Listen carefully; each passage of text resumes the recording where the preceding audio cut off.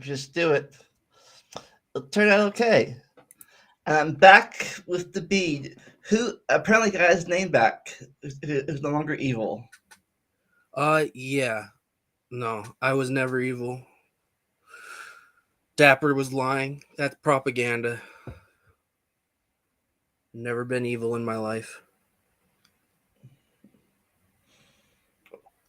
Well, I'm glad the mystery, or not mystery, situation has been solved. Yes, it has been. But for those who do not know who you are, introduce yourself. I'm Bede. I took. I have a history degree. I like history. I'm opinionated about history, and you'll get my opinions today about some history. Because today we are leaving the tiny little island and going south to a different little kingdom known as France. Yeah, the awful land of France. It's horrible, awful. So before we get started, what are the difference between the what are some differences between the English kings and the French kings?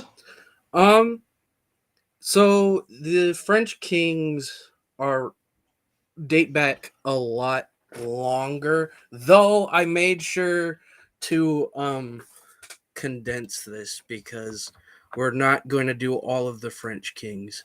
Um the first French king, well, the first king that the French claim was their king is a dude named Clovis, who quickly after the fall of the Roman Empire created the Frankish Empire, conquered all of Gaul. Um, his name essentially is the Frankish way of saying Louis, so he's the reason why there's like a million Louis. Uh, Yeah, I heard for the longest time till it wasn't the king of the French, the king of the Franks. yeah, and the delineation between them being king of the Franks and king of France is sort of messy. Um, so yeah, um the styling away from calling themselves king of Franks to uh king of France actually didn't happen until like the 12th century. So yeah. And plus, unlike English kings, at least until till like later, they didn't have much direct control of their own country.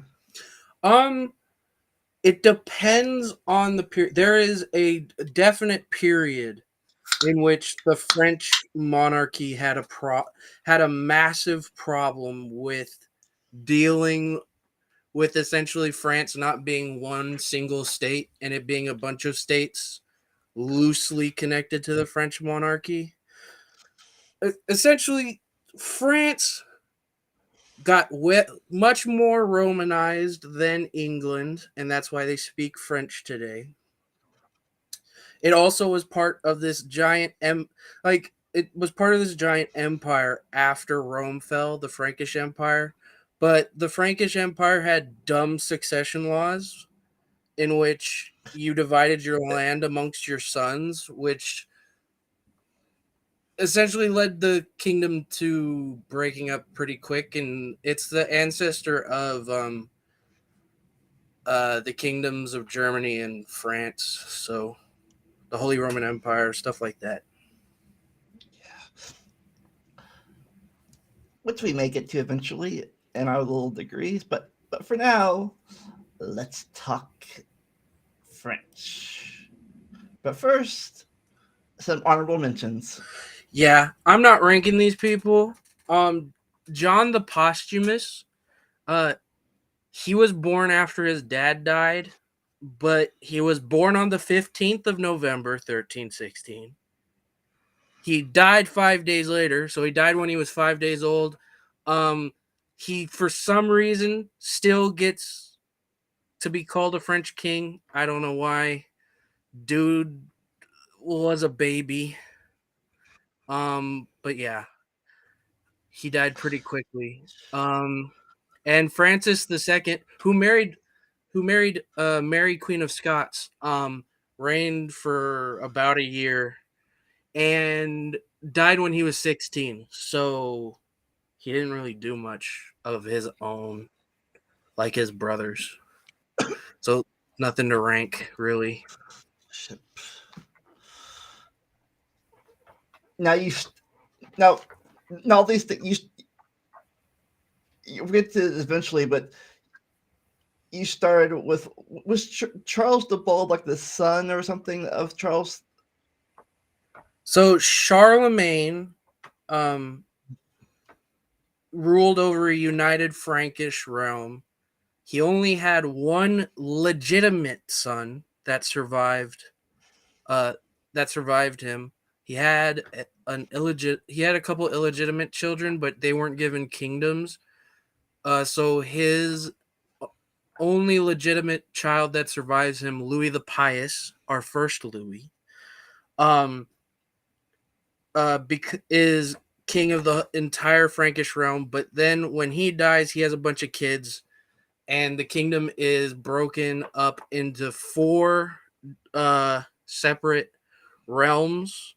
Uh, East Francia, which becomes Germany.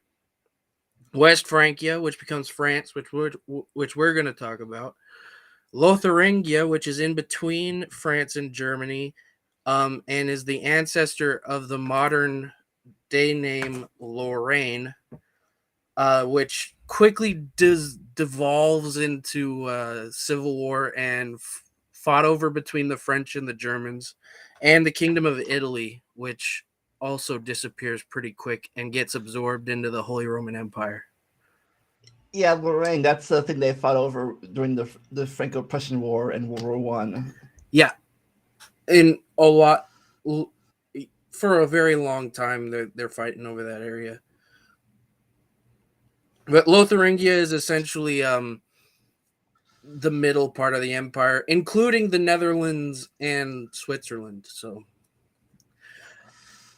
the first guy we're gonna talk about is actually a contemporary of, I think, the worst English king, and also his his grandfather.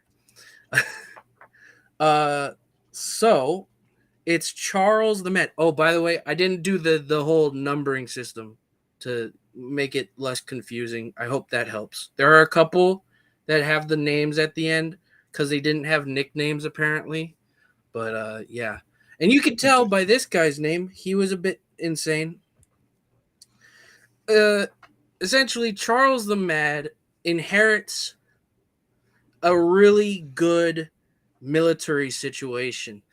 His father um his father had actually beaten back the English pretty well in the 100 Years' War. Founded the first, uh, founded a professional army, and um, it looked like France was going to win the 100 Years' War.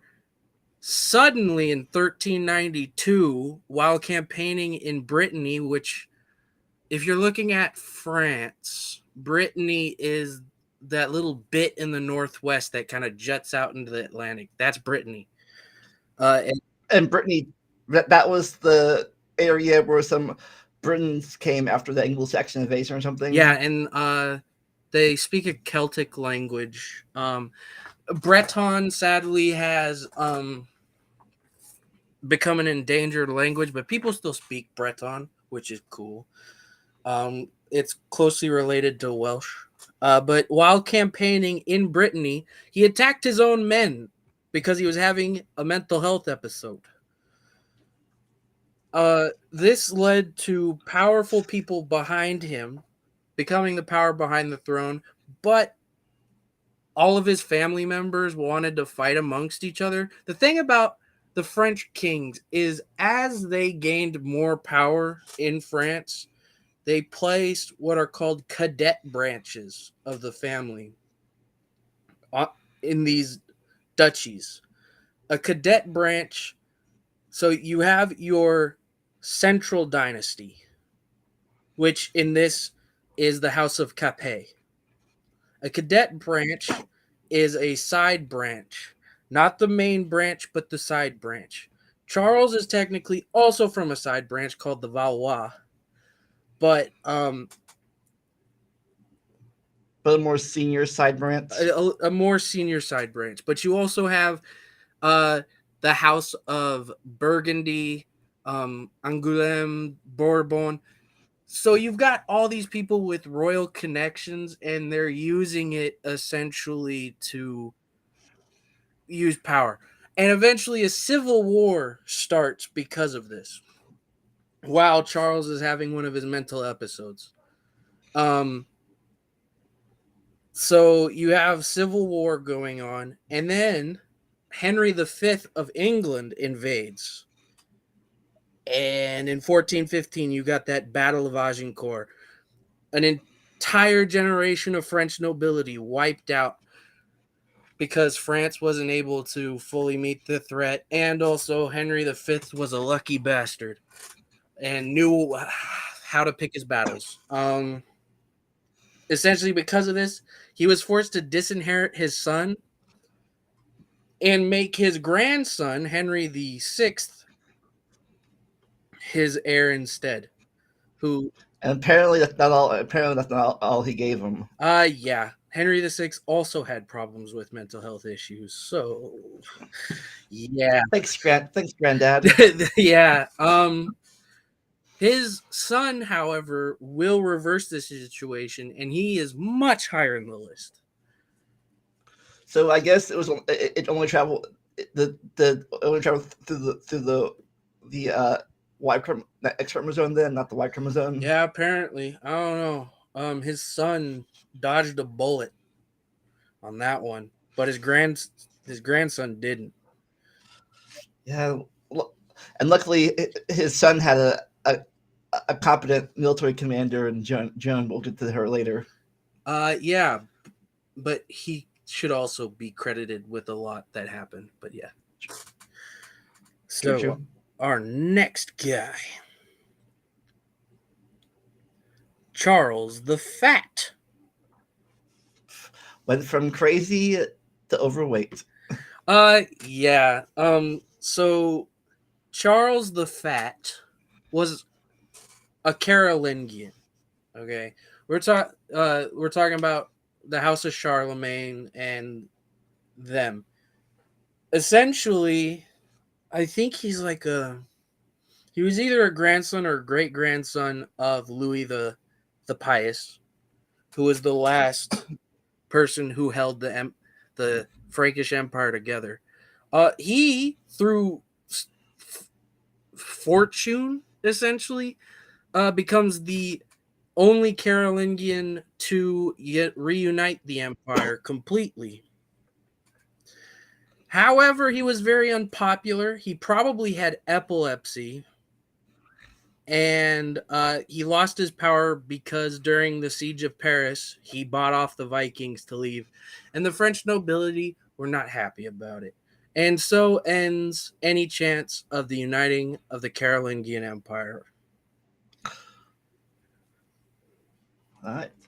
Reminder, all those, if you be sure to hit that like button to make sure this knowledge spreads far and wide. So I don't know if you've done this yet. I know English people didn't number till later, but were these Charles numbered or not numbered? Charles the Fat is the only person on our list that isn't numbered, and that's because the French wanted to act like he didn't exist because they don't like him. Okay. He should be Charles. Probably like He should be Charles the Third, but he doesn't get a number because they don't like him. probably why they actually gave him the Fat nickname. Well, I mean, he was fat because of his epilepsy. He couldn't really do much, but yeah. Oh. Nick's gay. Apparently, John. this Yeah. guy was liked, I guess. John the Good. I guess if you, he seemed a little. You'll figure out why I say this. John the Good is actually the grandfather of Charles the Mad. He faced the Black Death and of course we've got the 100 Years War happening. The 100 Years War happened, I think, under his predecessor. So because of the 100 Years War, whenever there was peacetime, nobody was fighting anymore. But you still have a bunch of people who know how to fight and need money. So you have these mercenaries essentially going around the countryside and harassing the locals. He has to deal with this. Eventually, his son deals with them. He's unable to do so because he's captured at the Battle of Poitiers against the English. And so he's in captivity for a lot of his reign. He was ransomed for a massive amount of money and territory, and his second son was made prisoner in exchange for him. But when his second son decided to flee captivity, do you know what John the Good did? What? He gave himself up and went back into captivity.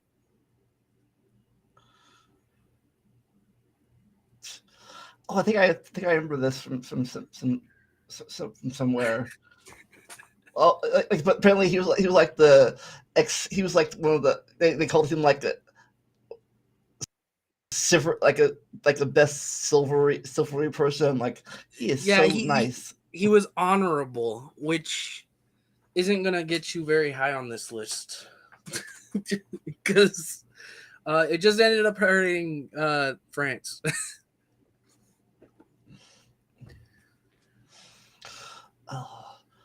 This next guy, Louis the Beloved. His number is 15, and if you know anything about French history, you know that he's in between Louis the 14th and Louis the 16th, both really important He's monarchs. the one. Yeah, but he's the one we fought during what we called the First Indian War, what Europe called the 7-Year War. Yep. And that's why he's down here. His father, no, it's not his father. I forget because Louis the 14th was king for so long. I'm pretty sure Great grandfather. Yeah, it's his great grandfather. His great grandfather was one of the greatest conquerors in French regal history. Of course, he's beaten out by the imperial history of Napoleon, but still. And then this guy, and I think his uncle became king of Spain. yeah, Philip the Fifth of Spain. But he loses it all. He loses most of the North American colonies and loses the Netherlands to well, not the Netherlands, the Austrian Netherlands. So Belgium to Austria. But he was able to incorporate the Duchy of Lorraine and the Corsican Republic. He was also a corrupt guy, so that's not good. That didn't help his. I don't think Louis XVI was his son either. Might have been, but didn't help his successor out at all, and probably exacerbated the issues that led to the French Revolution.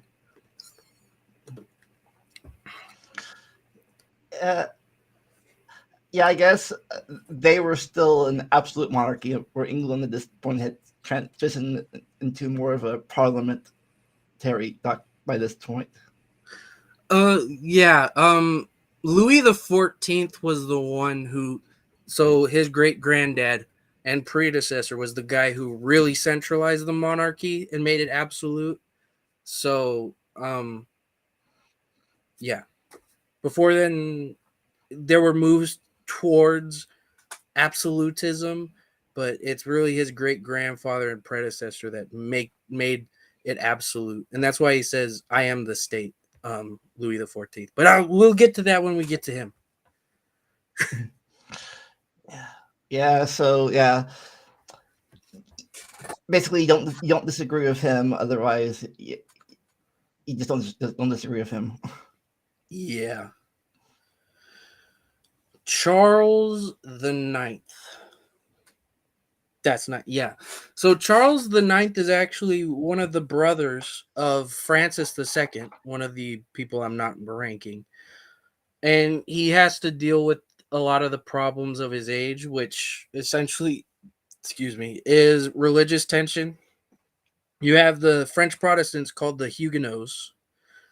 Um, and one and the family of Mary Queen of Scots, by the way, the Guise family, who led the Catholic League. The Catholic League really wanted a strong response to the Huguenots and to defeat them, essentially. Charles really wanted to keep the two factions from going to war and try to moderate them. The problem is that he was easily swayed by his mother, Catherine de Medici, and she was a real what's it called, hardline Catholic. So that doesn't help. So a royal wedding was supposed to happen, and when all the Huguenots show up, they get massacred at the St. Bartholomew's Day massacre. So the Red Wedding, but French style. Oh. Yeah, was this the same time as Elizabeth I's reign, or was it her sister Mary at the time? I'm pretty sure Elizabeth was already in power. Let me make sure. Elizabeth. No, not Elizabeth II. Why did I do that? Why did I do that? It's not. She was old, but she wasn't that old. Yeah, she came. Elizabeth I came to power in 1558. So basically, 2 years earlier. yeah. But yeah, so while this was happening, while they were killing the Protestants down in France, up north, the opposite was happening. Mm-hmm. Funnily enough, Charles favored the Dutch Protestants in the rebellion against Spain. So there's that. But he was dealing with his own. That was less religious and more like I don't like the other people. The Habsburgs, yeah. Yeah. That's all I got to say about this guy. It'd be like you guys may be heretics, but you hate the Habsburgs too, so good for you. Yeah. All right, number 40 is Louis the Do Nothing. He actually only reigned by himself for 2 years, by the way. There was this, during this period, there was this, you'd name your successor as a co-monarch to try to get past the succession problems people were having. Essentially, 3 dynasties came to control France at different times during this period. So, and they were all elected monarchs, so they're trying to stop that. Louis the Do Nothing was the last Carolingian monarch of France, so bye bye Carolingians. The house of Charlemagne's gone. And he was mostly dominated by his wife and other nobles. Yeah. Louis is the most popular because Clovis, of course, is the most famous French monarch to these people, as well as Charlemagne. So that's why they've got Charles as well. Because was he the first Louis? Clovis? Oh, he's not numbered as the first Louis. However, his name in Old Frankish is Chlodeweg, which in modern German is Ludwig, and in modern French is Louis. So essentially, his name was Louis. Was he? You're right. Was was the Capet dynasty already in place at this point? The Capetians come. It's complicated. Okay. At this time, the Capetians weren't called the Capetians; they were called the Robertiens. Um, I, they had a different name. I was making sure. I don't know when they officially came to power. So I know for a long time they were they were like the power behind the throne for a while. Yeah, but they also became two of them became monarchs before the Capetians solidified power. Okay. Yeah. The next guy. Anything else that he did you need to talk about? No, I don't have anything Right. else to talk about him. His To do name that thing. his name is Louis the Do Nothing for a reason. Charles the Simple. Apparently did more than do nothing guy, or at least he was Yeah. better than. His biggest contribution to history is that in 911 he defeated the Normans and settled them in Normandy. Ah. Mm. He eventually loses power because of this old thing that happens to monarchs when he favors one nobleman, a man named Hagano, and starts treating the other noblemen like shit. So they're like, "Yeah, fuck you," and actually leads to one of the Robertians taking control of the throne from him. But that's at the end of his reign. And he eventually gets imprisoned by his successor, kind of. That's really it. And this is his successor, the one who defeated him, Robert the First. He was the leader of the rebellion against Charles the Simple, and he was the grandfather of the first Capetian king. Uh, his name was Robert of Neustria. So was he the paternal grandfather or the maternal grandfather? Paternal. Right. He defeated Charles the Simple, but he was killed in battle, so that's why he only has like a year on the throne. You're like, I won. All right. Now I'm dead. Yeah. But he sets up a lot for his son, who's called Hugh the Great, who eventually solidifies power and allows for Hugh Capet to take the throne and found the Capetians proper.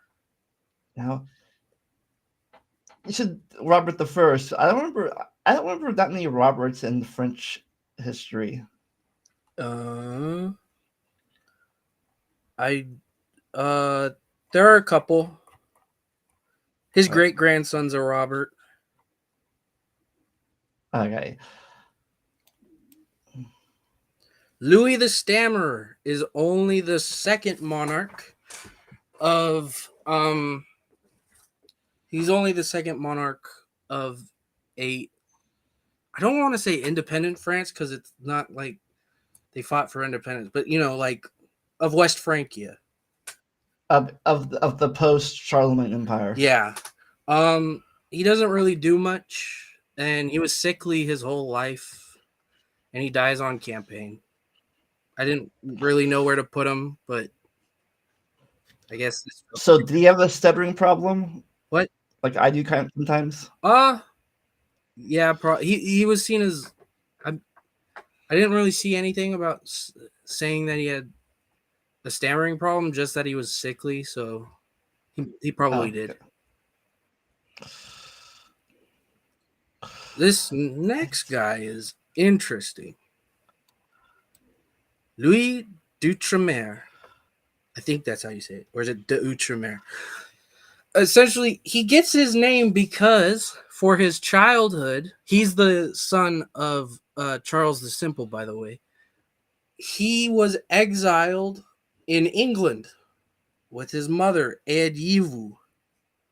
So he mostly hung. He's like the opposite of Edward the Confessor in England. So he has a lot of English buddies. He speaks English, and he eventually comes back um, after the last of the rebellious lords are dead, and he's allowed back. His reign was dominated by Robert the First's son, Hugh the Great. He attempted to conquer Lotharingia, but he eventually lost when Hugh the Great decided to side with Otto the Great, the first Holy Roman Emperor. No, it's not Charlemagne that's the first Holy Roman Emperor. It's Otto. Fight me on that. So eventually Otto just dominates his reign, but he was a other than that, he was a pretty all right ruler, not bad.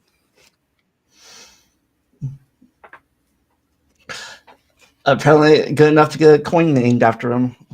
Yep, Ludovicus Rex. Louis the 16th. I wonder what happened to him. He got his head chopped off.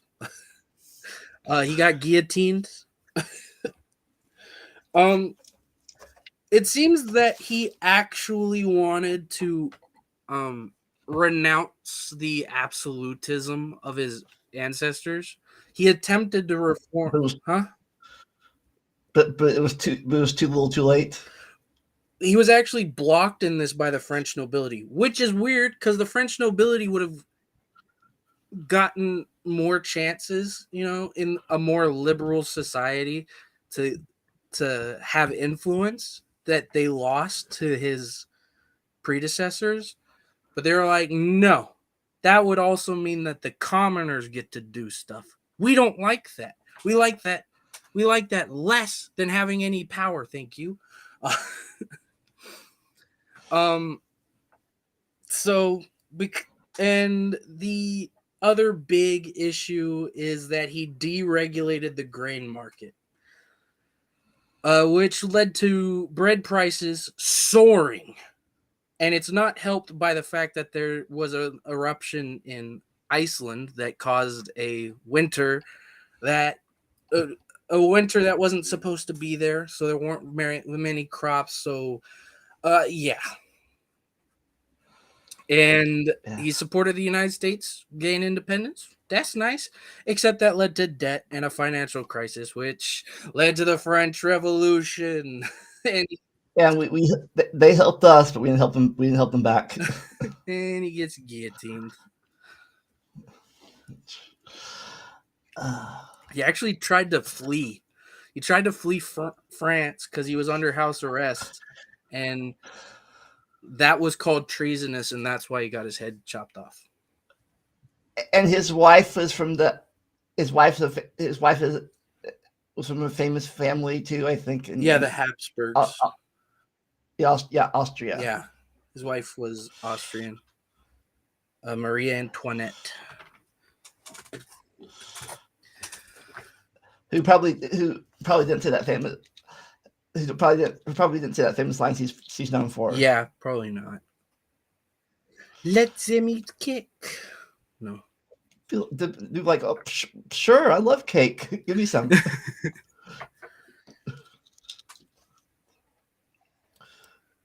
So Louis Philippe was from a cadet branch of the Bourbons called the Orleanists. He was a lot more liberal than his other family members, and he actually commanded troops for the Republic during the Revolutionary War. But he left after Louis XVI was executed because that was too far for him. Plus, he might be like, oh, the first person tree. I might be next. Yeah. Yeah. He was brought to power in 1830 by a revolution, and Not the same way. yeah, because he was more liberal, and he actually is not called a king of France. He's called the French king instead. A different styling, a more nationalistic styling. And he was the very was he the very last king ever in France?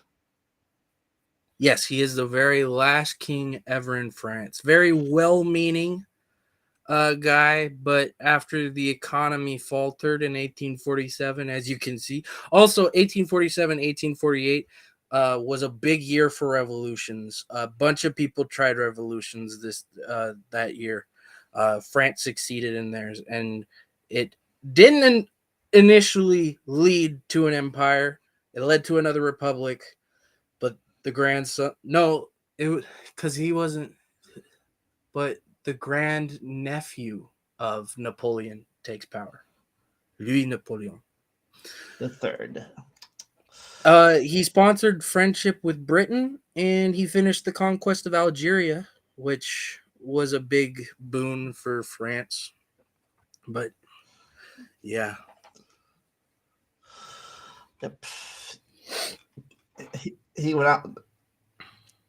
I guess the, the French monarchy went out with a bang with him or yeah. whimper. I'm not sure what. Um, I think he lived the rest of his life in England, actually. So Yeah, I've seen people make list charts of his descendants and what would happen if they were still or the Orlean kings of France yeah, nowadays. there are three different lines of claimants for the French throne. You've got the Bourbons, who claim that the King of Spain should be the King of France. The Orleanists, who are descended from him. And you've got the Bonapartists, who are more for Napoleon and them. Question: How can they have the king of? How can they do the? Never mind. They're still male. At least until it depends on if they keep their one law. Otherwise, the future queen of France will end that line really quickly. Yeah, I mean, it doesn't really matter unless you're a royalist, but, who cares about them? They're not in power. This was his predecessor, Charles X. He mostly gets higher because he started the conquest of Algeria rather than finishing it. Was he the He last of the Bourbons?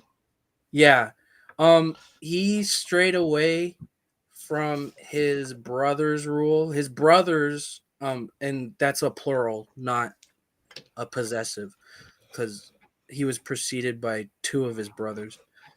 They were more liberal. Charles X was an ultra royalist. He wanted to return to the days of Louis XIV.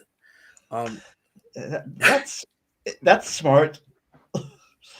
Yeah, he reimbursed landowners who lost property from the abolition of feudalism. Uh, Read the room, dude. He increased the power of the Catholic Church. To get past the fact that he's unpopular, he began the conquest of Algeria, which eventually works out well for France, but also they end up, that's the next century and under a republic. Um, and he ended the blockade of Haiti. Um, Now he did force an indemnity on them that Haiti still has yet to pay off, but he ended the embargo. uh, when he tried to crack down on the legislature, it led to a revolution, and then we get Louis Philippe. Apparently, Some alarm going off in my neighborhood. Wow. Ruh-roh. Uh, but now let's go back in time a little bit. Yes. Henry the First is a Capetian. He deals with a problem that most of the Capetians have to deal with, not having a lot of power. He actually secures the Duchy of Normandy for a certain somebody called William the Conqueror. And that's his biggest thing that he does for his reign. A lot of these middle monarchs don't really do much. Yeah, Because yeah. I'm sure William's descendants, the future Dukes of Normandy, really paid it forward back to the king for helping them. yeah.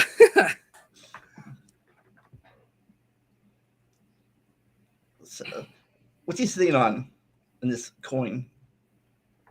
That uh, throne? the throne, Uh, probably. Kind of hard to see the back of it. I don't know if it's a throne or something else. Yeah. But it's permissible there. So Odo. Um, Odo is the, I think he's either the cousin or the brother of Robert the First. So he is the first Robertian to take the throne, and he takes the throne because of his bravery against the Vikings at the siege of Paris. When they deposed Charles the Fat, they decided to elevate this guy because at least he doesn't freaking give the Vikings money. He continued to fight the Vikings, but ultimately his downfall is that a lot of the nobility still supported the Carolingians and eventually brings Charles the Simple back. So was it about this time that he went to Deep Space Nine? No. Wrong Odo. Yeah. You don't know history, what really happened. So here's Lothair.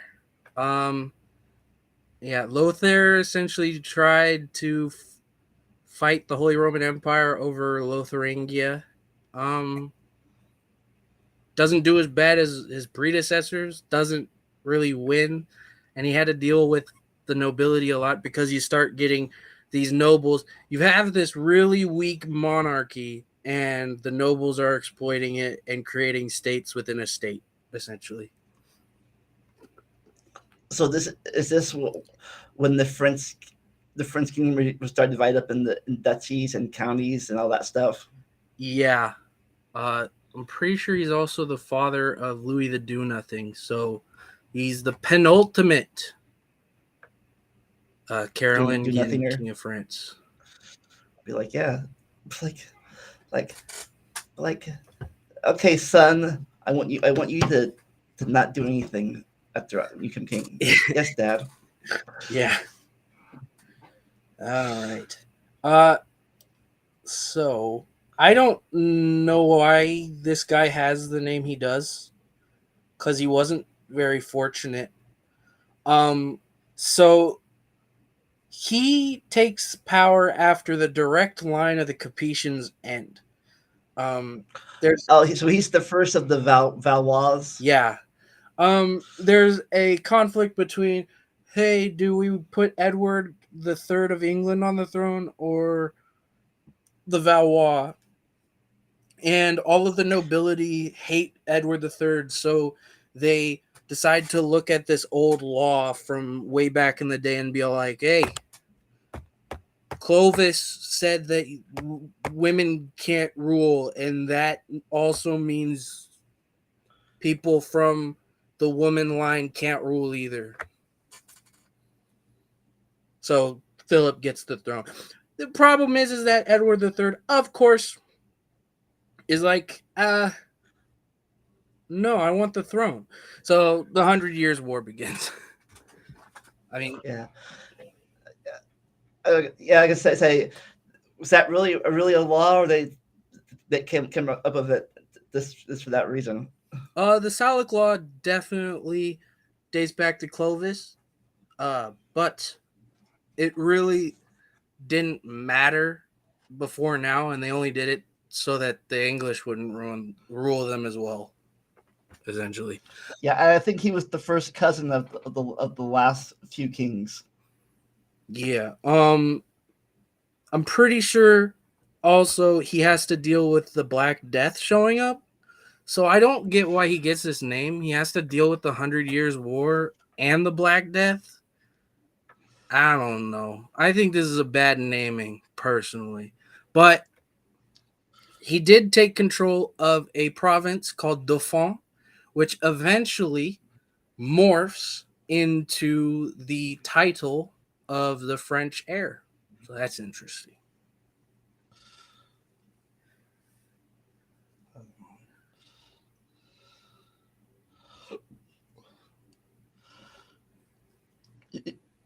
Oh, there it is.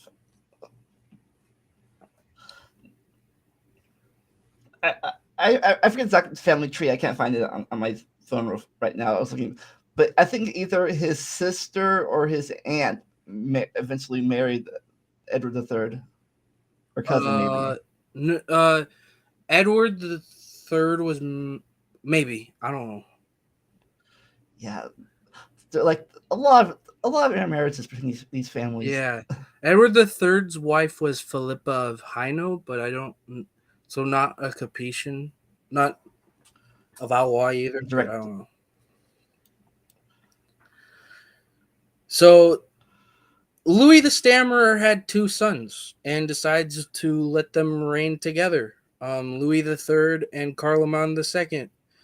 Um, if only they had survived for longer, because they started out pretty well. They defeated the great heathen army. Um, they fought back against a rebellious province called Provence, uh, who renounced allegiance to France and declared himself king. But they both died pretty young. One from sickness, and Carloman II died in a hunting accident. Did they work together good, or did they fight each other? They worked together pretty good. Hmm. One controlled the northern part of the kingdom, and the other one controlled the southern part. So they eat. The one had to deal more with the Vikings. The other one dealt more with the rebellion in Provence. So they kind of split up the empire, but kind of didn't. Yeah, Okay, so usually when there's two kings, the same path, they're like they're like, we're both equal, but I'm really more in charge than you are. yeah. So this is Charles the Affable. Um, I'm pretty sure he's the last Valois. Uh, he. So after the 100 Years' War, France decides to fight a lot in Italy. Um, he's actually able to take control of Milan and then Naples.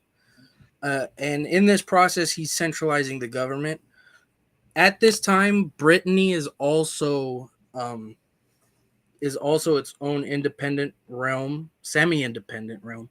So he marries the Duchess of Brittany, uh, who was originally going to be married to a Habsburg. So he ensured that France was not surrounded by Habsburgs on three fronts, um, which is good. Sadly, he dies with no heirs. Yeah, yeah. This is the time. I think the Spanish finally unite together. Mm-hmm. And Joanna the Mad um, marries a Habsburger. I guess her son is. I guess her kid was important or not. I'm not sure. her son was important, I guess. Yeah.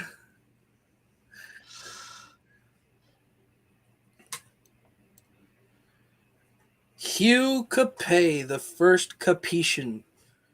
Um, he's elected king after the death of Louis the Do Nothing. Essentially, his father had become really the power behind the throne. His great his grandfather had been a king in his own right, but because of all of the erosion of the power of the king by his father, he had very little power when he came to power. Essentially, all the French kings had control over was what's called the Ile-de-France, which is around Paris. That's all they had. Um, so he was forced to try and take as much power as possible. And he feuded with the Pope. That's cool. Capet means caped, and it stuck with the family and replaced the name Robertian. Now And they're called the was it? Capetians. You mentioned. You probably mentioned this. I probably zoned out for a second, but he was the Count of Paris, I think. Yeah. Yeah, he was the Like, Count of Paris before he was king. That's why he only held the Ile-de-France when he became king. and was this the Essentially, first? yeah. I can ask it. Was this the first? Was this when the capital officially moved to Paris under him, Um, or the capital of France before this period is hard to pin down, but yeah, sure. like it'd be like I'm already counting this city, so might as well make it my cap make it my quote kingdom quote capital. Yeah. See, The problem is if he ever tried to leave Paris, he would have gotten captured by some people wanting some ransoms. So he stayed in Paris a lot.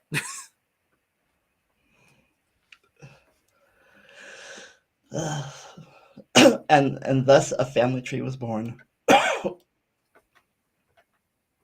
So Rudolph was I think the son-in-law of Robert the First. So Rudolph is from this third line of families that's challenging for throne of France during this period. You've got the Carolingians, the Robertians, who become the Capetians, and he's the only king of the Bosanid dynasty. But essentially, his reign was fighting Vikings and Magyars. Magyars, by the way, are Hungarians. But at this time they weren't settled, so they were raiding all over the place, and they decided to come into France.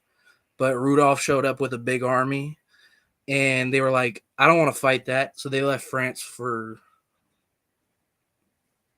forever. They didn't show back up again. That's nice. like like and I wonder why his and it was after this that he went to help Santa Claus. Yeah, yeah.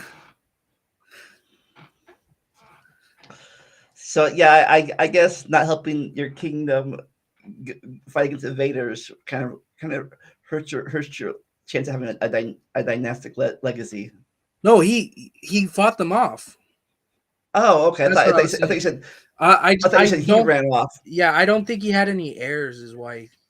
Oh, okay. Makes much more sense now. I thought you said it was like the Magmars came in and he's like, I'm out. Peace. No, he showed up, and the Magyar said, "Nah, I'm leaving. Oh, I'm not dealing with that." Because the Magyars were your quintessential horse archers that show up, shoot a bunch of arrows at you, take all your stuff, and then run away as fast as possible. like what's it called? Strike and go or hit and run. Yeah. But then they settle down and become the Hungarians. Technically, the Hungarians still call themselves the Magyars, but I don't really get why we do this in history, at least in the English speaking world, where we separate the pre settled Hungarians into the Magyars and the settled Hungarians into Hungarians. They're both the same people, so I don't get it.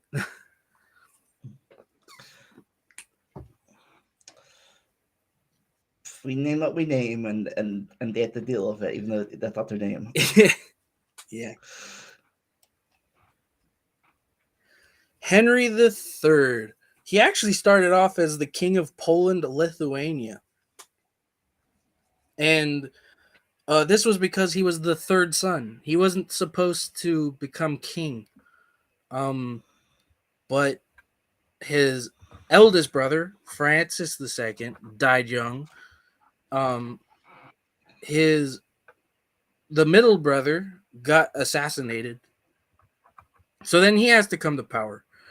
His brother was Charles the Ninth, who was dealing with a lot of religious problems. He continued the policy of trying to moderate, and it looks like he did a pretty good job. He was able to ensure that a king of a minor kingdom just to the south of France and to the north of Spain called Navarre. If you know where Pamplona is, that's where Navarre is.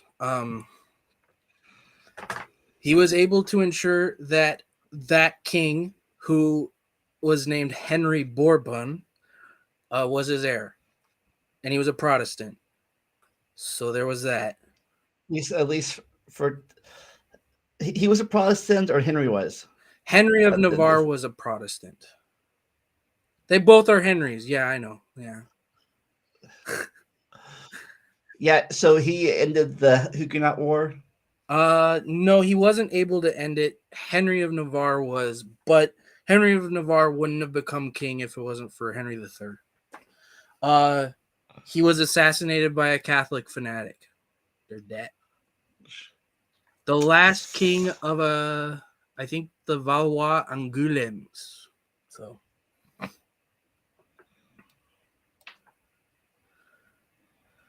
Louis the Desired. He was the brother of Louis the 16th, I'm pretty sure. But he's Louis the 18th. Yes, there was no Louis the 17th who ruled over France. However, the son of Louis the 16th is still called Louis the 17th, meaning that this guy is called Louis the 18th. It's confusing. I get it. He's placed back in power after the coalition defeats Napoleon. And there's this question on who's going to rule the country, the liberals or the ultra royalists. And Louis decides to pick the liberals, ensuring that he stays king. And he has to stabilize France's position after fighting the Napoleonic Wars, of course. Oh, and this one gap right there is when Napoleon came back temporarily. Yeah, the 100 Days. But then he got beat at Waterloo.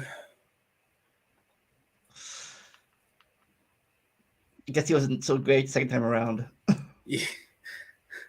No, sadly. Well, I mean, he had used so much of France's manpower; they didn't have anything anymore. So, but he almost won. Still, Napoleon's insane. So, was he desired because he was after the empire? They wanted the monarchy back, or was he like all the ladies loved him? He was desired by the royalists to become king again.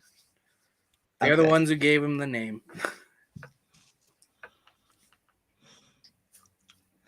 But yeah, there's like we want you back, but not so much an absolute monarchy. Yeah, his decision to support the liberals definitely prolonged the monarchy longer than it really was supposed to. Too bad his other brother decided to not be the liberal. Like, like nuts at that. I want power again. Yeah. But for 22, Is Philip the Fair. He so this guy is the guy who destroys the Knights Templar. oh, the famous Friday the 13th thing, Yeah. or yeah, I think Friday the 13th, or it was some famous day. He did that because he was in heavy debt to them. So he was like, I'll just destroy you then so I don't owe you money. And he does a very similar thing to the other group of people that he owes money to, but he doesn't kill them all. Instead, he tells them that they can't live in France anymore. They're the Jews. He was anti-Semitic. Anti-Semitic and anti money, or not money, paying back money. He moved. He used civil servants instead of the nobility to run his kingdom, successfully moving the kingdom away from relying the kings from having to rely on the nobility. And he also did the Avignon papacy. So that if I can't control the Pope in Rome, I'll move him to France instead. Oh yeah, this is the start of this was the start of the two popes. Yep. So was he fair or was he not fair? The fair here actually refers to the fact that people thought he was handsome. Not that he was like a fair person. In French, it's le bel, which makes more sense. He was a very pretty person. That's what it means.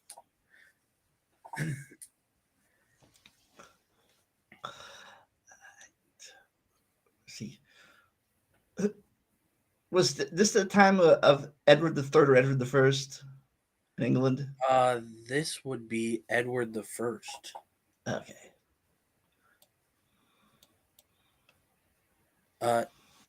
This is his son, Charles the Fair. Yeah, Apparently, also a pretty boy. like, Essentially, Edward II said, "I'm not gonna." Edward II of England was like, "I'm not going to swear fealty to you for my French lands," and he said, "Yes, you are." Sadly, he also dealt with a peasant revolt. That's not sadly. What is sadly is that he dies young without an heir.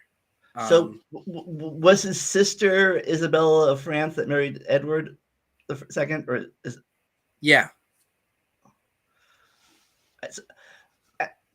Yeah, so this is the time of the brother's reign that ended, and not him directly, but this ended the direct Capetians, or what they're called. Yeah, the direct line. Philip the Amorous is actually pretty sure he's the son of the guy who we talked about earlier that we're trying to figure out who Henry the First. Oh no, Philip. Was he a ladies' man? I don't know why he has the name the Amorous. I should have figured that out. I should have had something on why these people were named what they were. I have it for some of them, but not for this guy. I'm sorry. Essentially, he lays the groundwork for future French monarchs to expand control of the monarchy. He ends this period of weak monarchy, and that's why he's important. So he started not directly, but he like when I think I should get some of my land back. Yeah, he starts that process.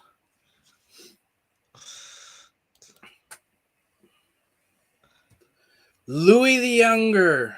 Oh, poor Louis the Younger.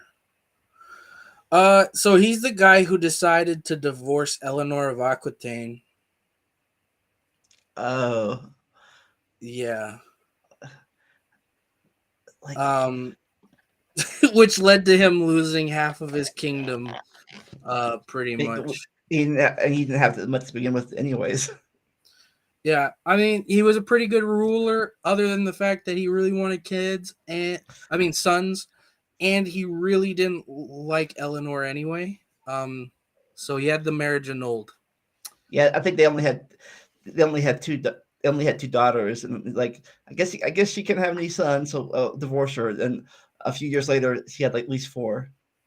He did do a lot to undermine the authority of Henry II by supporting his sons, which does end up helping his successors take the land back that he lost, so that he's not a total failure on this front. I'd be like, hey, I was almost be like, hey, I was almost your dad. When I take over your real father. Yeah.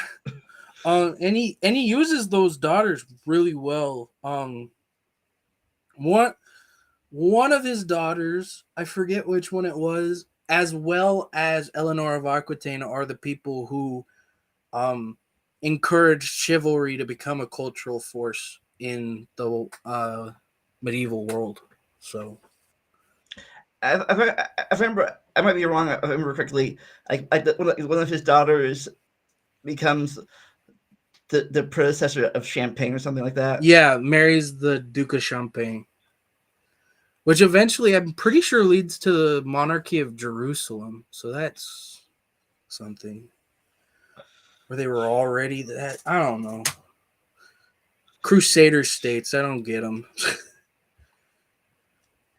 I don't think they got them either.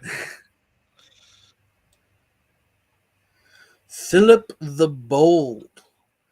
He further expands royal authority and becomes the king of Navarre. So France is now two kingdoms in one. That's nice. Sadly, his line ends up dying out, but there we are.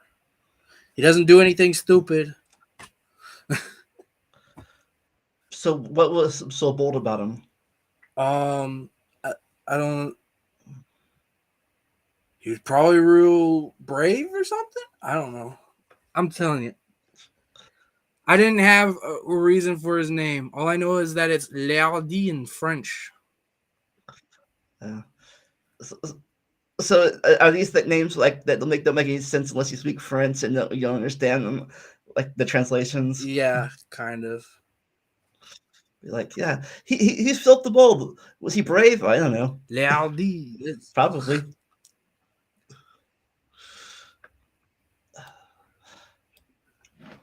Henry II.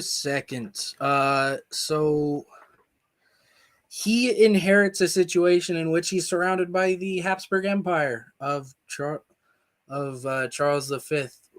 It is quickly divided into two, but he still has to deal with that.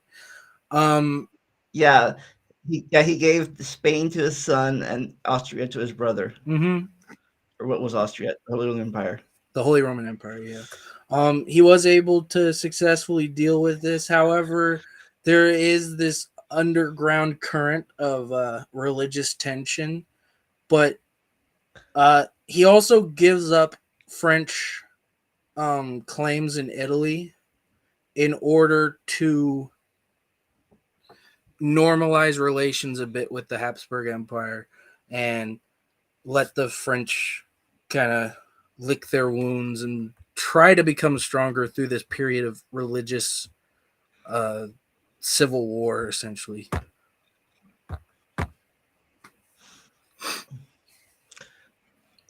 Was he this? Was this the start of the Huguenot thing, or The Huguenots start out under his father, who's okay? Francis the First. But What was that war called again? This was this Huguenot Rebellion or something like that? I forget. I mean, the Huguenots had a lot of wars and stuff, they successfully held up in this place called La Rochelle for a long time. Yeah, I Um, forget. I forget what there's a. I forget that there was an official name for these religious war in France. the French Wars of Religion. Oh, maybe that was it. Yeah. It had to be something simple. Philip the Tall. Um, so he was chosen instead of his niece. So that is so that after John the First or John the Posthumous, the 5-day old, he was picked king instead of his niece Joan. So this is I was actually wrong. This is the first time that they said, "Hey, Salacroix, that's a thing. Joan can't become queen because that's not a thing. Can't happen." But it was also because there was some problems with her ancest with her who her father was. They didn't know who it really was, kind of thing. Yeah. Okay. And he standardized the currency, which is always nice to have a good economy. Yeah, like knowing what your money system is kind of helps stabilize economies. Yeah, So the question is, was he tall? probably. I don't know, but probably. Like I he was only 5'3", but that was Yeah, but tall everybody tall back else then. was like 4'11", man. Come on.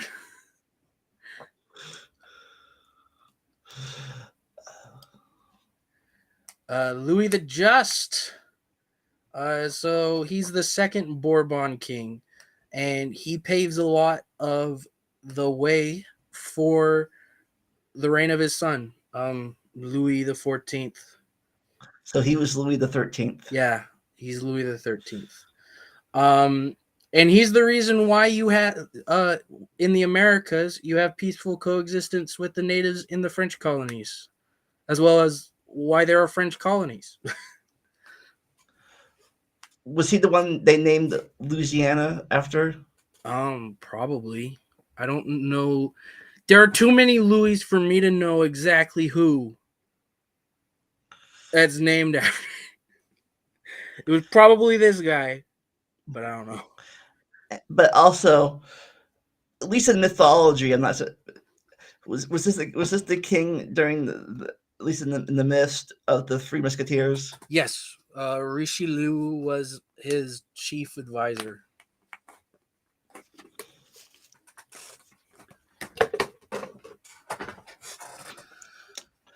So all you mythology fans are, I don't know if it's mythology or not, but yeah, we're in the time of the Musketeers now, I guess. Yeah. But that was a real thing.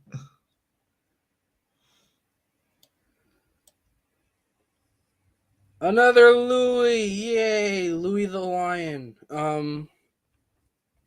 He was a But probably not an actual lion. no. That's probably he was a good soldier. That's why he gets that name.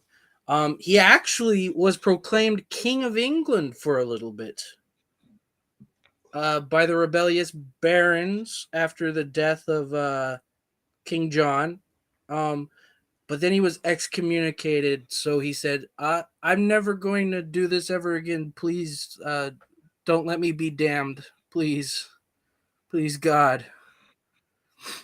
Um, he completed the reconquest of the remaining English possessions other than the Duchy of Guyenne in Aquitaine, southwest France.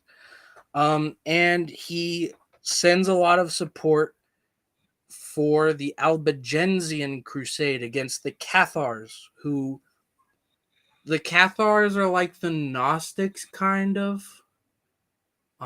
But they're mainly a southern France thing. So, moving the French royal power into southern France. All right. Oh, a lot of these kings are just sitting on the throne on their coins. Yep. You lose a lot of artisans to, the years of strife. So all you get is that. Louis the Quarrelsome. He readmits the Jews. Yay.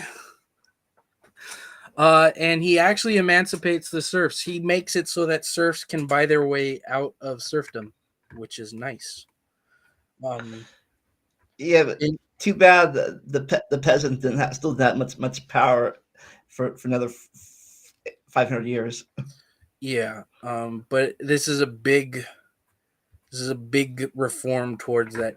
But it did make him not very liked by the nobility. And he continues centralization of the government. Is that who he's fighting with the nobility? Who's so quarrelsome with? Yep. And apparently didn't last very long. No, he dies from illness. A lot of the last of the direct Capetians die of illness and don't have any kids. Though his kid is John the Posthumous, who is born after he dies, which is why he's given the name Posthumous. Which just means that he was born after his dad died. That's what that means. Be like, the last thing he did before he died is bang his mom. Yeah, and then the kid only lived for 5 days. Woohoo. Oh, the one that didn't make the list. Yeah. Louis, the father of the people. You'll never guess why he got this. He didn't mess with the nobility, so they liked him. Oh, I thought it was because he had a lot of illegitimate kids. So many that. Yeah, no. He was actually from a house called the House of Orleans because they were the Dukes of Orleans, but because where is he? So was his. So was his kids eventually the house of one of his lines, the House of Orleans eventually? No, he dies without an heir. The Orleanists are Bourbons, actually. Okay. But they're Bourbon Orleans. This is the original House of Orleans that died with him. He takes over from Charles the Affable, and he was already married, but he really doesn't want to lose Brittany. So he divorces his wife and marries the widow of Charles the Affable in order to keep control of that. He was successful in his wars in Italy, and he was able to stabilize relationships between the nobility and the French monarch by not being a dick to them. That's nice. Being nice to people that hold part of your country, that's a new thing. And that's why he gets the nickname, because they really liked that. Okay. Yeah, the thing like that, you think that like all current French people can trace their ancestry back to him somehow. Nope. They Via just thought he genetics. was a nice dude. Francis I, his successor from the house of Valois Angoulême. So his ancestors were the Dukes of Angoulême. He promoted the French Renaissance. He brought Leonardo da Vinci to France with a certain painting that France still owns to this day, the Mona Lisa. And he was the rival of Henry England. Yes. The breakdown of their relationship led him to ally with an interesting power. He allied with the Ottomans. So Yeah, he's trying to keep Charles the Fifth of the Holy Roman. He's trying to keep Charles the Fifth of the Holy Roman Empire from like taking him over, surrounding him essentially. So he does that. He allies with the Ottomans against the Habsburgs. But yeah, the Mona Lisa. That's why he's right there. His dynasty. His well, it wouldn't be dynasty. His house sort of falls apart after him, sadly, because they didn't like living very long. Yeah, you gotta have a long lasting kids and to keep your dynasty going and house going. But now we are at the top 10 countdown. Yeah, Are you ready for it? I should have also noted he's very important to the development of the French language. That's it. We're good. So is he the father of the modern French or maybe the Middle French? Yeah, he has some weird title like the father of letters or something like that for his role. Essentially, yeah, So I guess he has sex with the alphabet a lot then. yeah, which is funny because his name also just means France. His name's Francois. It's just French. That's what his name means. Interesting. Hey, so number 10 is Robert II, the Pious, the son of Hugh Capet. He was able to take control of Burgundy after a long struggle, which was a big deal for ensuring that the Capetian dynasty did not end in the cradle, essentially. Also, some of his descendants become the kings of Portugal as well. Now I guess he was a very religious person. Yes, he was a very religious person. To a fault, I'm pretty sure. But yes, but because of this, the Capetians become essentially the dynasty that controls France to this day, if you want to say, because the monarchs of France to this day. If it wasn't for him, the Capetians could have easily gotten snuffed out after Hugh Capet because they didn't have much power. Number 9.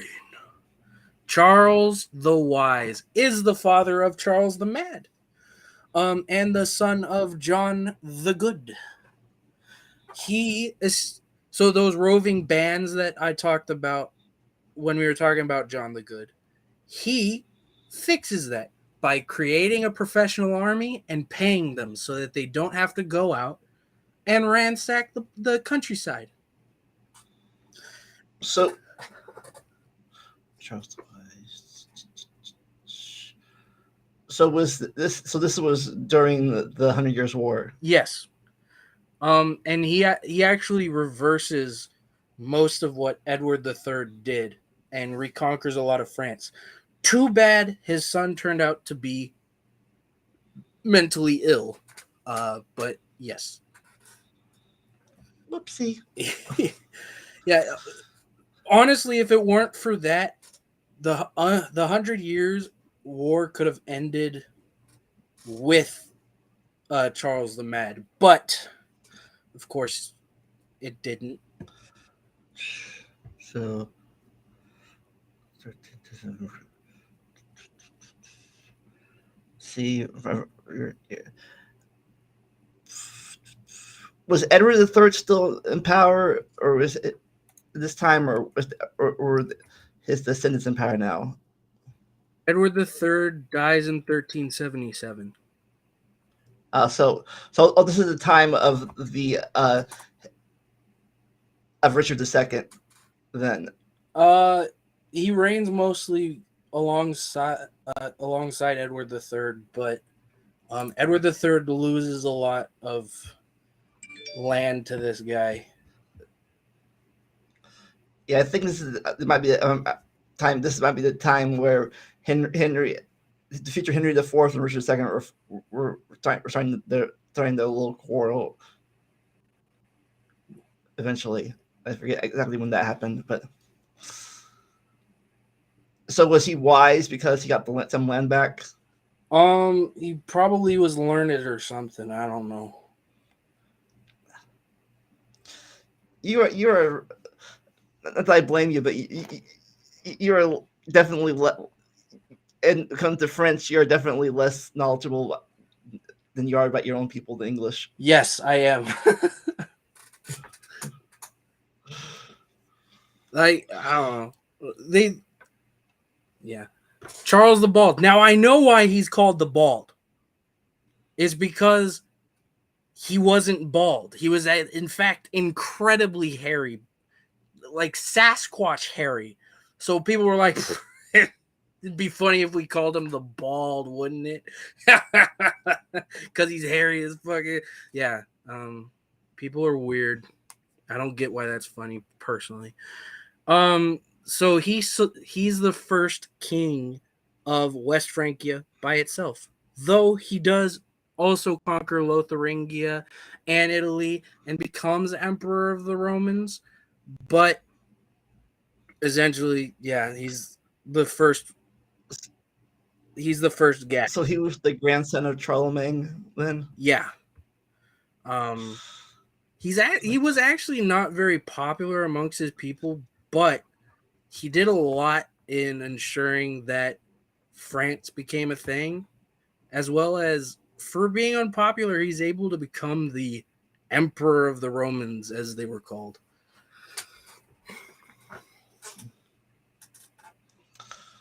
Too bad his heirs sucked. So this guy is Saint Louis, the Louis the Ninth. Another religious figure. Yeah, he's the religious figure for French people, and also why St. Louis is called St. Louis. He decisively defeated. Oh my God, Maestro, why?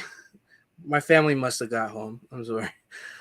Decisively defeated a resurgent kingdom of England. He led multiple crusades, which is partially why he gets the name. He actually dies on crusade in Tunis, which is where Carthage used to be.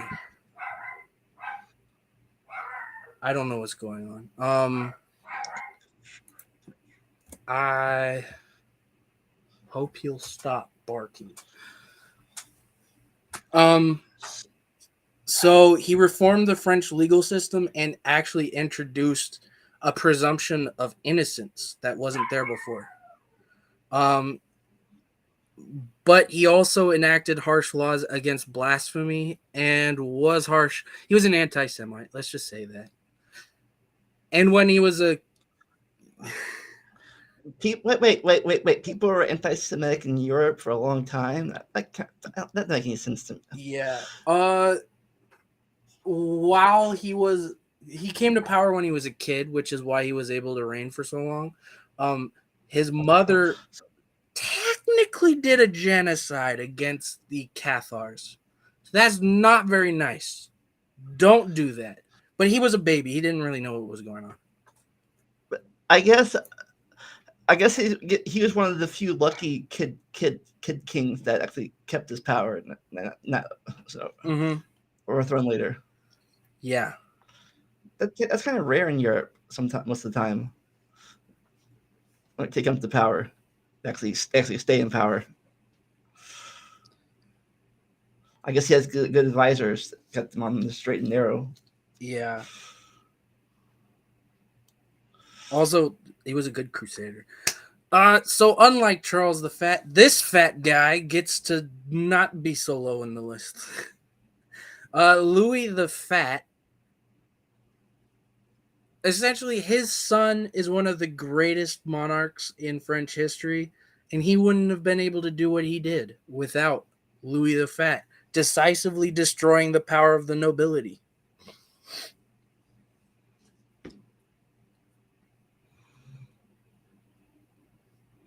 Which is nice for his son, I guess. Yeah. And what was he? or was that just a bad nickname? Yeah, no, he was fat.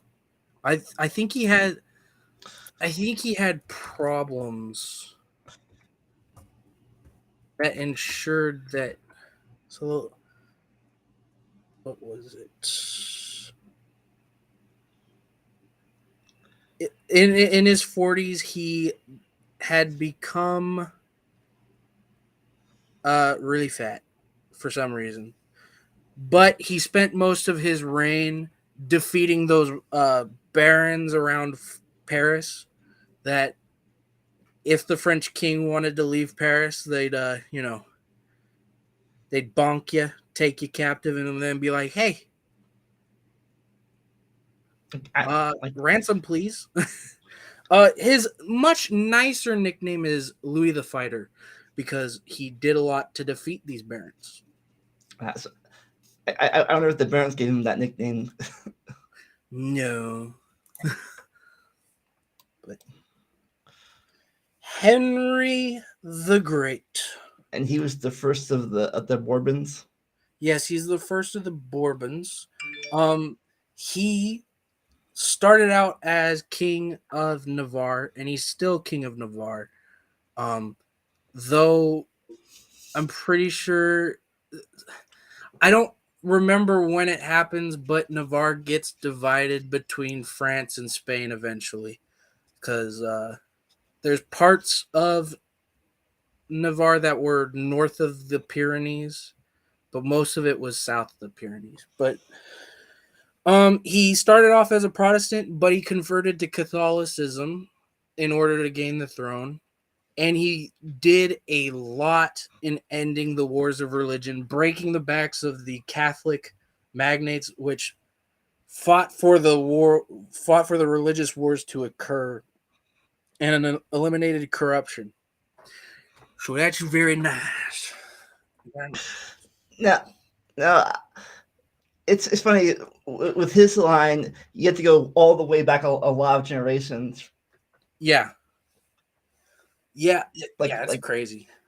early the thing. It's like how they keep track of all if all the sons on that line for so far down they actually found him. Like Because they were obsessed with ancestry. yeah, it's like. Are you sure he's a direct male descendant? Sure, why not? Yeah. They got. Otherwise, Yeah. probably a lot more people were closer than he was. Yeah. It's like Like it goes all. It goes all. The House of Bourbon was made in like the 14th century, so like crazy far back. Because they were the I Dukes of know, Bourbon. like this is even before. I know this is even before the Valois split off. So it's like way back there. Uh, no, because I'm pretty sure he's descended from Charles of Valois. But he's also Uh, descended from.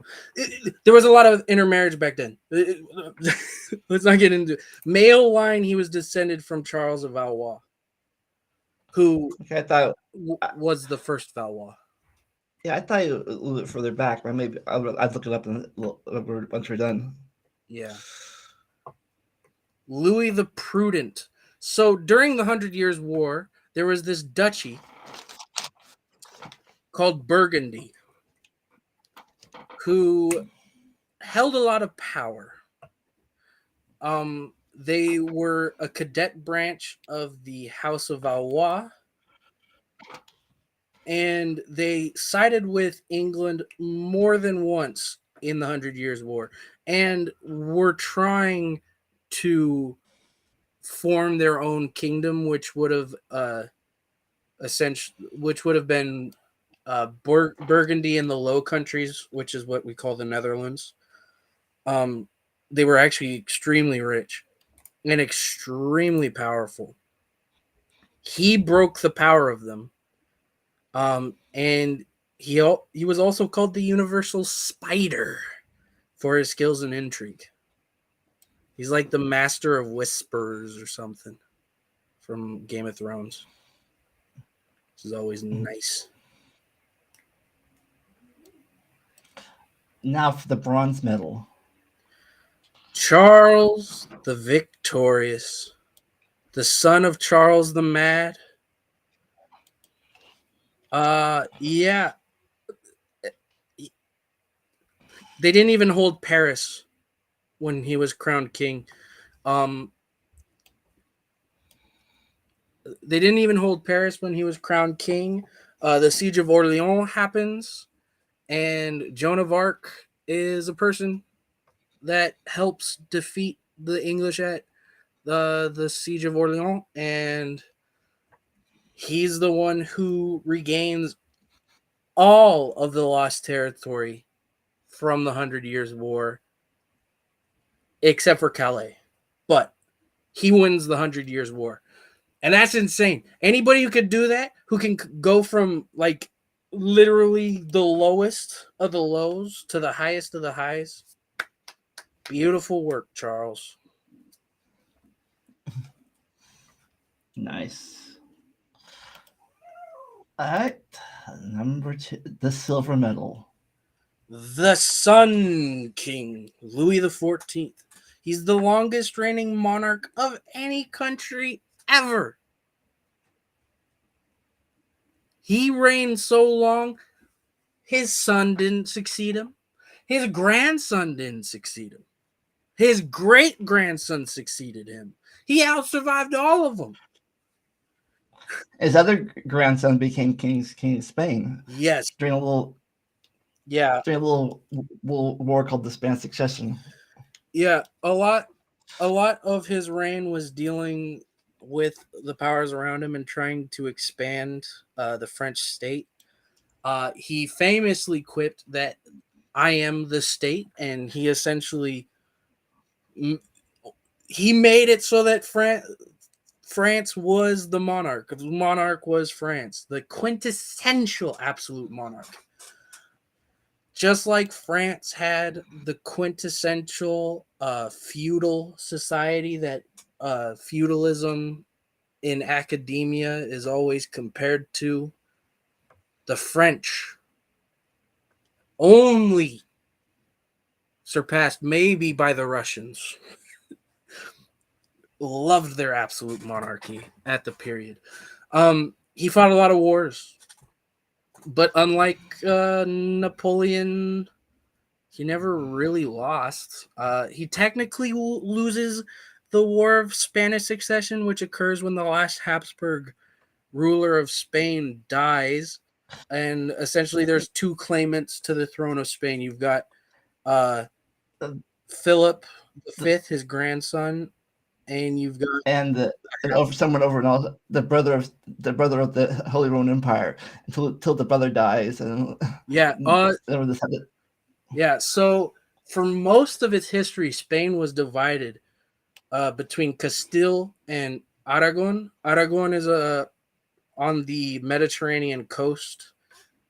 Barcelona is the main city there. Meanwhile, the heartlands of Spain is Castile. And during the War of the Spanish Succession, it actually divides like that again.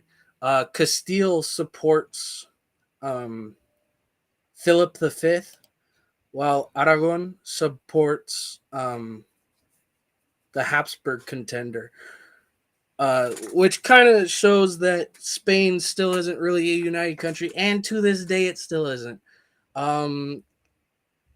Catalonia, it still has a lot of independence and really, really wants to become independent, but they disproportionately hold up the Spanish economy, so Spain's not going to ever let that happen. He also conquered Belgium, or what was called at the time the Spanish Netherlands. When his great grandson loses it, it becomes the Austrian Netherlands. Woohoo! And then it becomes Belgium eventually.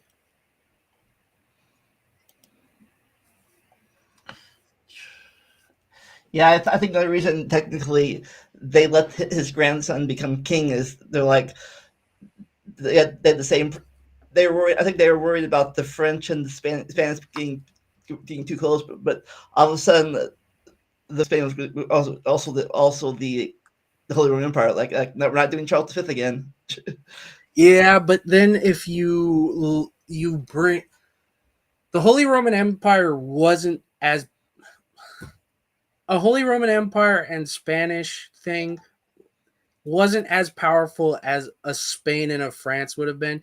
You would have had the largest colonial empire alongside the greatest military power on the continent of its time, united. But as part of the treaty that ended this War of the Spanish Succession, uh, the Spanish kings were forbidden from becoming the kings of France.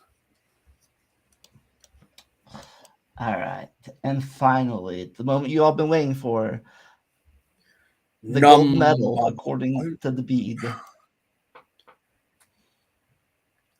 His name says it all. If you know what Augustus means, it just it says it all. And he is the son of Louis the Fat. He essentially took the fact that he could now leave Paris and used it to absolutely to bring back a word from the early 2010s. Raffle stomped the English. He happens to rule while John Lackland is king of England, so that definitely helps. But he stabilizes the finances, and then he beats back the English so that they now no longer hold Normandy, Anjou, any of that. They don't hold any of that. Absolutely. And he wins the Battle of Bouvines, which led to John having to sign the Magna Carta.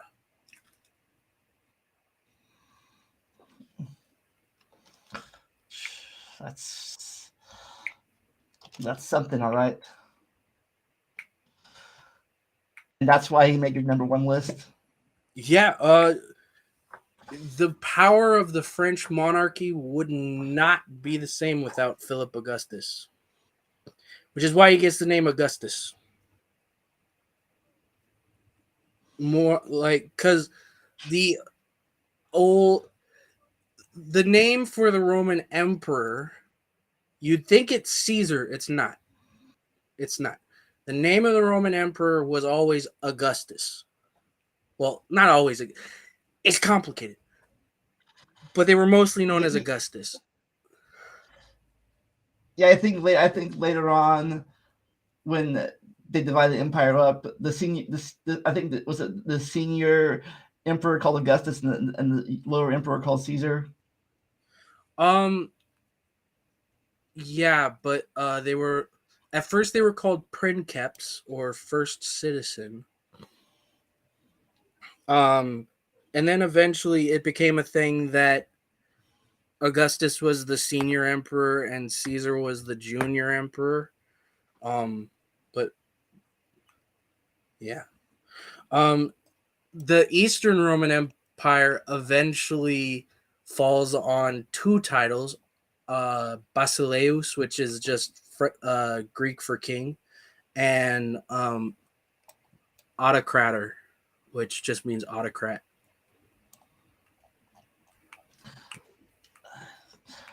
I thought I found a family tree, but it's when I zoom in, it's too blurry. Damn. Because I wanted to see because I could have sworn that the Bourbon line was a little bit further back, but I can't really check with this thing. But anyways, so that is your list of French people. Yo, the French. They're horrible people, but they've got interesting history. And decent landmarks. But anyways, when next we meet, we're going away from you're going away from royalty and going to something else. Yeah, I kind of got on a kick of learning West African history, and so you guys are about to learn about it too. We'll see how extensive that is. I don't know how. And we might have to delve into some of them, some of the stuff I talk about a little bit more later. But I definitely want to talk, at least skim over it a little bit. Before we go, Matt, have any questions about the French kings?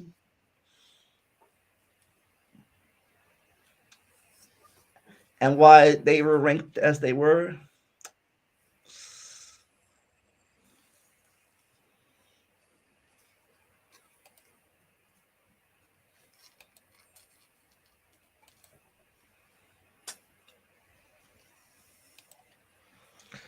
We're waiting for some questions from the audience. Next week, we are going back to the trilogies as we take a look at the 3 Captain America trilogies of the MCU. Ooh. Civil War is the best one.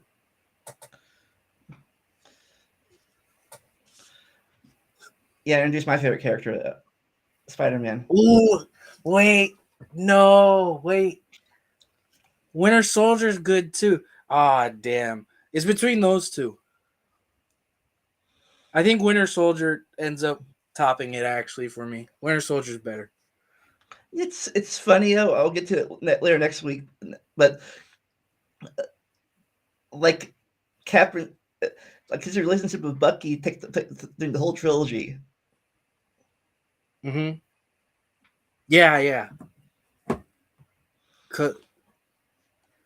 Because he's defending him in Civil War. He's fighting him in the Winter Soldier, and it's his mentor, kind of. I don't know. Best friend, more like best Best friend. He friend. rescued him. Yeah. Bucky got recruited. He didn't until he came to Europe and then rescued him. Then he fell off the train. Never saw him again. Never again. I guess everyone was satisfied with your French list, and no one had any questions about the kings or anything. All right. Well, besides getting ready for next month for the thing, anything you have planned in your future? Nope. Just work.